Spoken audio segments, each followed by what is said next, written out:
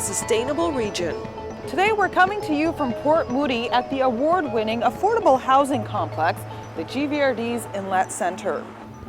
The Inlet Centre is the first affordable housing development in Canada to combine subsidized housing with supportive living for seniors, a hospice centre, housing for single women, and townhouses for families.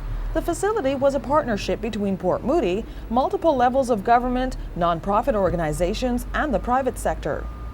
Sustainability means considering the economic, environmental, and social aspects of our actions. In today's episode, we consider social sustainability as we examine the issue of homelessness in our region. The solutions are complex. Whose responsibility is it? What services are needed? And how do we provide affordable housing in a region with the highest house prices in Canada? At the heart of the problem are the homeless themselves, often demonized. These are real people caught in a desperate cycle of poverty and despair.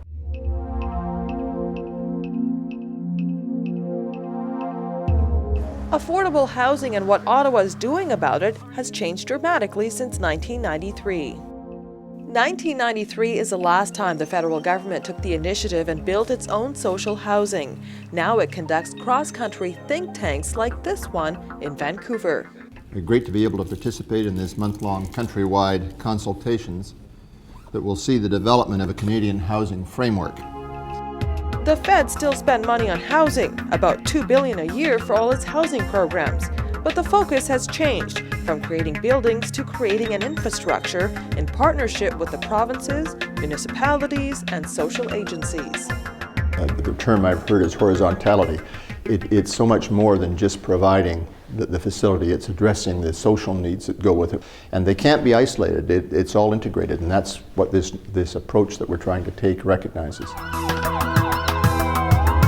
There are lots of reasons for homelessness: unemployment, family conflict, addiction, but the overriding issue is poverty, made worse by recent cuts in welfare and social assistance programs. When Canadian citizens are not housed appropriately and in affordable housing, there are other costs that balloon in other parts of the Canadian system. In the criminal justice system, there's an overuse of emergency services by persons who are homeless or don't have adequate housing. It costs us more not to house Canadians decently. Community centres like the Kitsilano Recreation Centre often play an unofficial and unfunded role in offering services to those in need. The philosophy that we have at the community centre and with our community association is that we're a community centre for everyone. We did have an informal shower program happening for the homeless or transient people where they could come in and they could go downstairs and have a shower 7 days a week. 4 years ago, it was probably 40 homeless, and now it's probably 60 plus. It definitely has grown. I belong to St. Augustine's Social Justice Committee, and one of our mandates was to bring awareness of homeless people to our particular area. So we went to the downtown east side and met with some of the various groups there, and one of the things that came out of that was the real need for hot showers, because there's plenty of services in the downtown east side, but there's something like 4 showers here on the west side for people. While St. Augustine's Catholic Church was looking for a way to help, Kitsilano's Grace Presbyterian Church was also growing concerned about the homeless in their neighborhood. At the same time, the City of Vancouver approached the Recreation Centre looking for a way to increase homeless services in Kitsilano. We got together with Grace Church and St. Augustine's Church, and we've never stopped since. It was a thing that was meant to happen. It really was. It was just a miracle.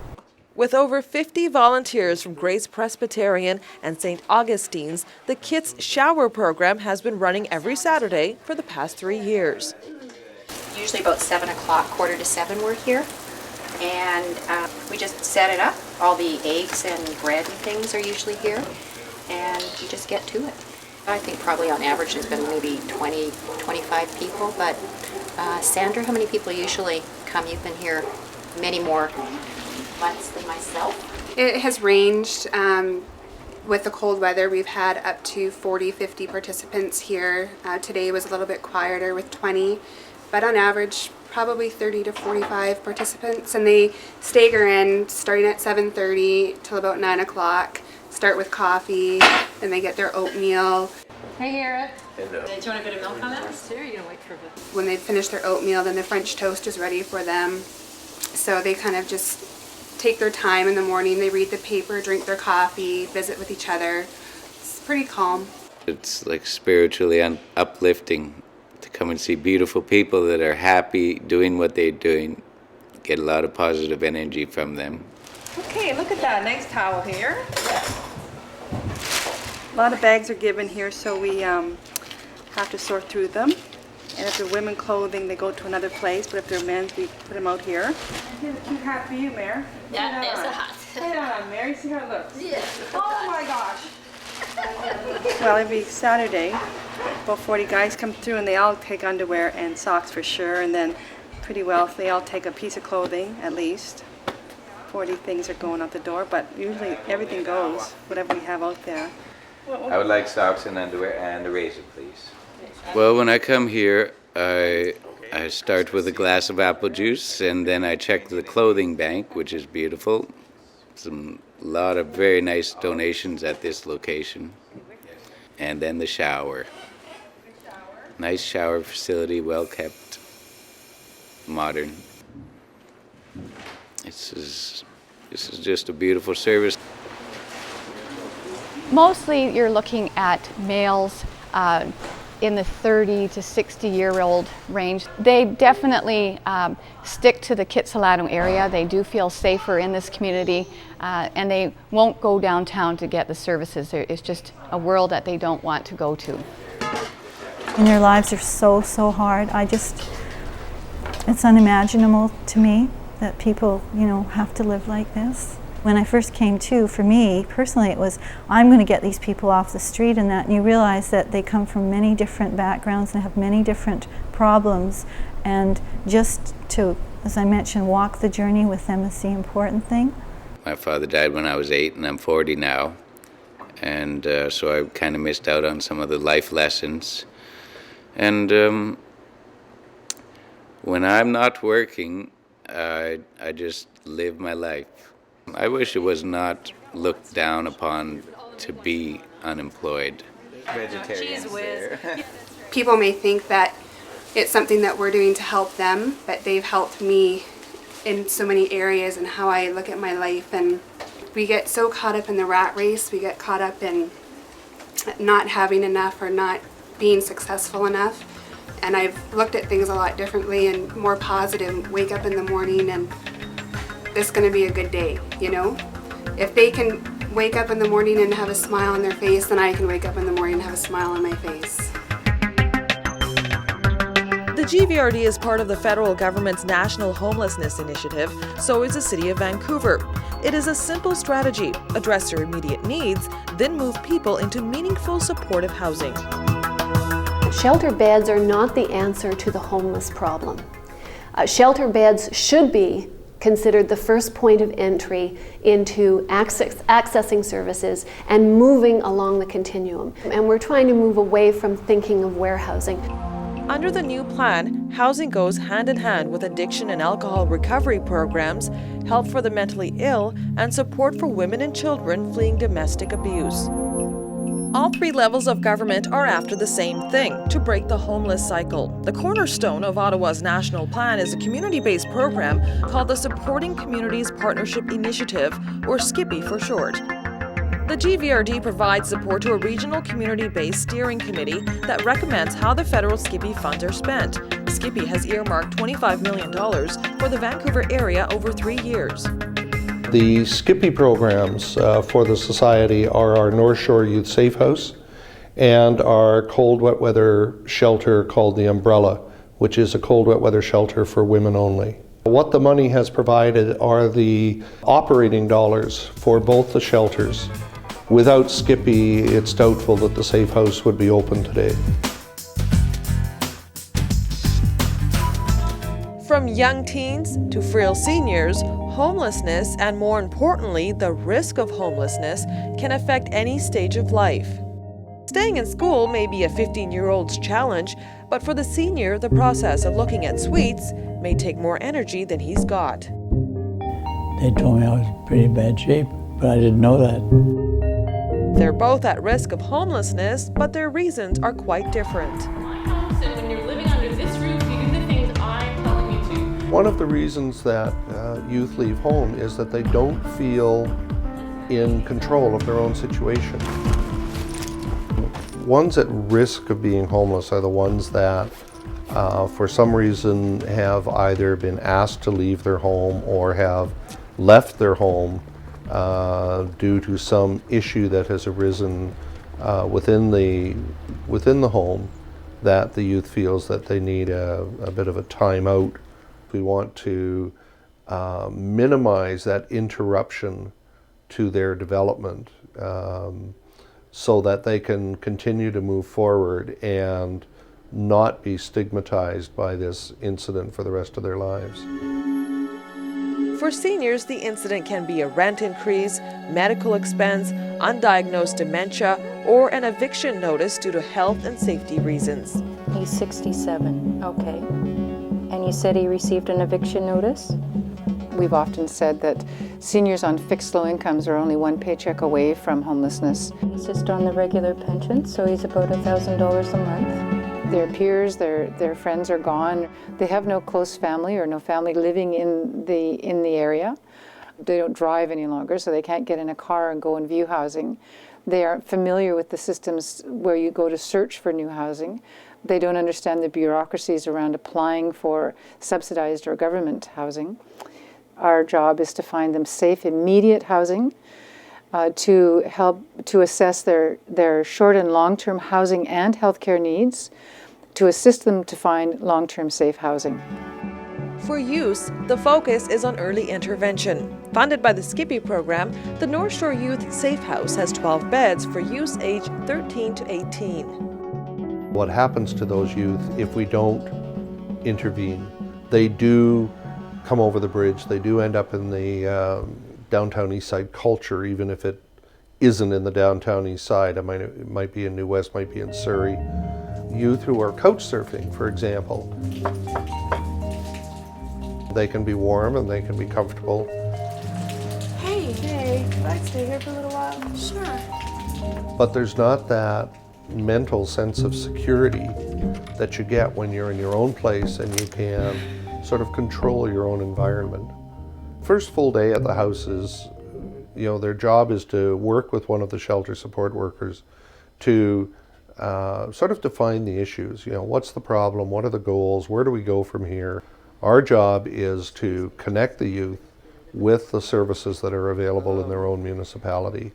Even if they don't move back into the house, if we can rebuild the family link, it's always a preferable outcome. Hi, Mr. Sears. Now 82, retired engineer Edward Sears is a true adventurer who at age 65 canoed from Ottawa to the Northwest Territories. I rowed my canoe 4 times in the rapids and followed the route of fur trade. I had my tent and everything I could carry in my canoe was unloaded every night and loaded in the morning. Mr. Sears' next journey brought him to Vancouver, where he lived out of his van while struggling to find an affordable place to rent. He had originally called us and was looking for some housing. He wanted to relocate to Vancouver. Costly parking tickets were piling up. He was all alone, and his health was going downhill. Being a senior, it's really hard to find something that's appropriate, especially when his health was kind of deteriorating there for a little bit. But I fell in the Y when I was taking a shower, and the ambulance came and picked me up and took me to St. Paul's. What we need in British Columbia is a more proactive rather than a reactive approach. A geriatric acute care hospital, for example, where a senior could go to be assessed and treated and rehabilitated and go back into the community with a care plan. They really helped you out then? So he did go into Yukon House, which was a fairly new shelter. In the meantime, there was some subsidized housing that came up. When I found this place, I had everything I needed. While Mr. Sears is now comfortably housed and getting home support, there are many more who need assistance. We're having to turn down and turn away clients. We just don't have the staff. While more can be done, agencies for both seniors and youth concur, the key to minimizing homelessness is to target their specific needs and to do it early, before crisis puts them beyond reach.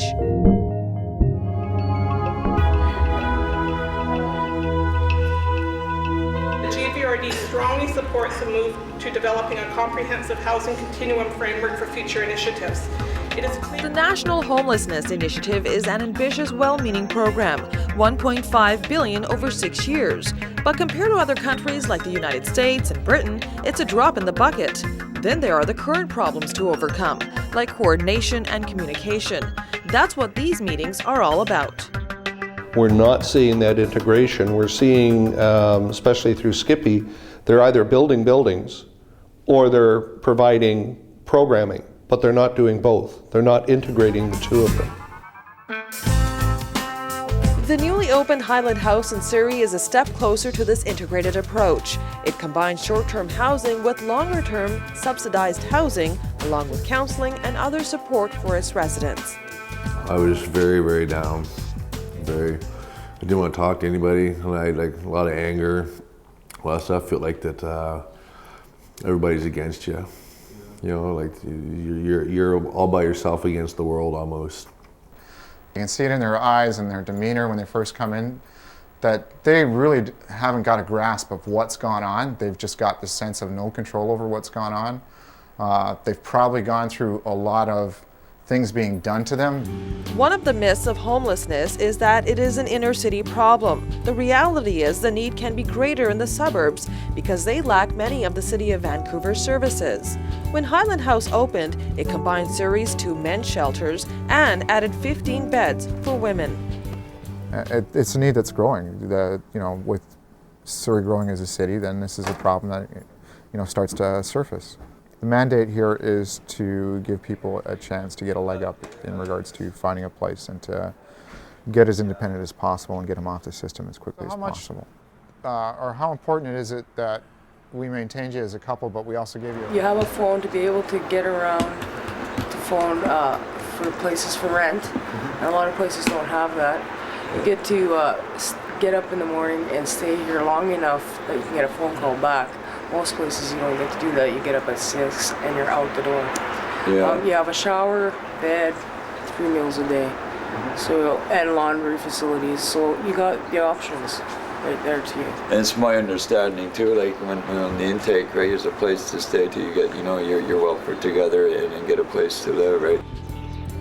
Homelessness can take many forms, but the common thread is a lack of control over your circumstances and environment. Often people will couch surf depending on the kindness of friends and family. When it gets to a point you don't feel comfortable there anymore, or there's tension builds up like it always does, and you up and you leave, and then you're on to something else. Something else comes along, you leave, you go to the next place. And you're there for a while, and then something else comes along, you're on to the next place. Highland House provides 20 beds of long-term transitional housing and 35 beds in their emergency shelter, where people can stay from a few days to a few months. I'll show you one of the rooms. It's typical of what a single room looks like. We tried to stay away from an institutional feel as much as possible, and there was a reason for that, because we didn't want to provoke that type of response where people felt like they were being herded around or warehoused. Giving them a room like this where they sort of have their own space, it allows them a chance to sit down and critically reflect about what's happened, what they need to do to change their lives. Just gives them their own space, and that sense of having that space and controlling it is a big step. Time. I think that's the biggest thing. Time to look back, reflect. No pressures of bills, time to leave. What are you going to do with your life? Well, you actually have a little bit of time to put stuff in perspective, right? Like there's no hassle. It's a safe house too. The longer-term transitional housing provides stable housing, which is subsidized to cost 30% of their income. Stays vary from a couple of months up to 2 years, but it is not permanent housing. So this is one of the units we have in the transitional housing piece. A resident coming into this piece that's saying that they need some support and they need to be here until they can get enough structure or enough of their life skills in place to move out independently, comes in and basically has a bed. That's all we've provided is a bed here.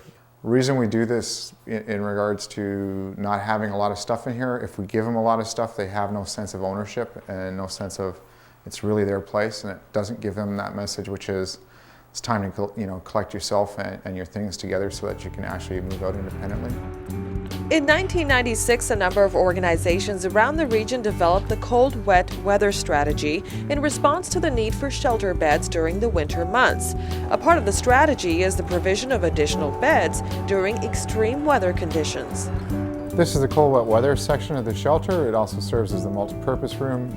During the cold months, if there's an extreme weather alert, we will open this section up for people so they don't freeze. This is a temporary measure. It's here to deal with the problem of people freezing on the streets, but it's only temporary.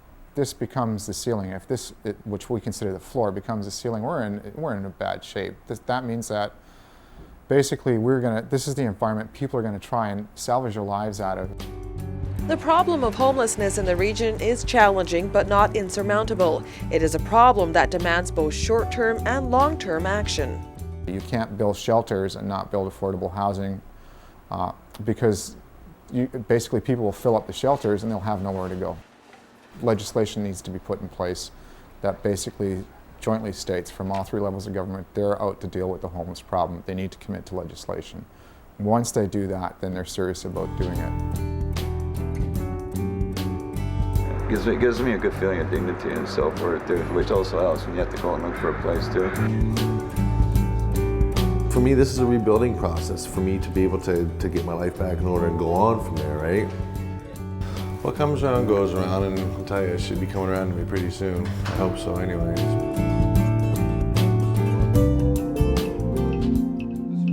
Because money is such an important part of the equation, many agencies want to tinker with existing federal and provincial benefit requirements. The Regional Homelessness Plan, in that specific instance, is talking about reducing the eligibility requirements for employment insurance and also increasing the benefits and the time of benefits. And that has been exacerbated, or that message has been strengthened by learning that there is quite a large surplus of monies in the employment insurance program. We're talking about what currently exists and then what could exist. If we have surpluses, then we need to look at what is the best way to spend an EI surplus. There are raised expectations now on the part of municipalities in the GVRD, and they will do anything to help facilitate that delivery of a national affordable housing program. Find out about sustainability in action at the GVRD's website, gvrd.bc.ca. Learn how the GVRD is integrating economic, social, and environmental perspectives and working to build a sustainable region. As we've seen, the provision of affordable housing is one of the key strategies in dealing with homelessness in the region. Don Littleford is the manager of the GVRD's Greater Vancouver Housing Corporation, which provides 3,500 units of affordable housing. Thanks for joining us, Don. Thank you. So tell me, why is the GVRD involved in providing affordable housing? Well, as you know, the GVRD is a federation of all the municipalities in the Lower Mainland. And the GVRD believes in providing a range of services that bring those municipalities together. Housing is something that ties the communities together. We provide affordable housing that meets the needs of those that can't necessarily afford accommodation in the marketplace. What's the extent of the need in Greater Vancouver?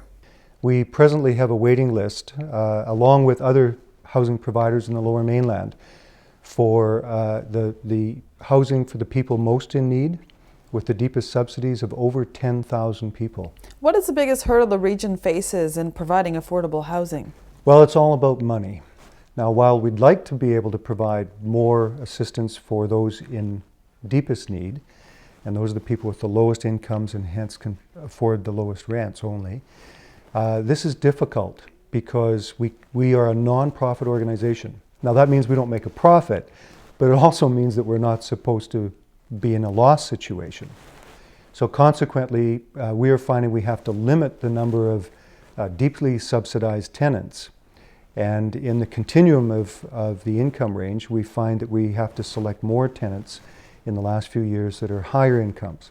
They're still subsidized in terms of their rent, but this is why we have this large waiting list of over 10,000 people at the greatest demand for highly subsidized rent. What's your experience with the downloading of services at the municipal level? Well, in our business, we are in partnership with various municipalities, the provincial government and the federal government. The subsidies from the federal government has been reduced by probably $1 million per year compared to where it was maybe 7 or 8 years ago. So we have to make up that difference somehow, and that's been very difficult. On the provincial level, funding has started to transition to providing more and more housing for new construction, more and more housing for seniors. Now what this does, though, as a consequence is perhaps leave the family housing with a lack of support for new development, and we're sensing this. Why is it so important for Greater Vancouver to deal with this problem? We're trying to build a sustainable region, and affordable housing is a big part of that through its entire range of meeting housing needs for people of varying income.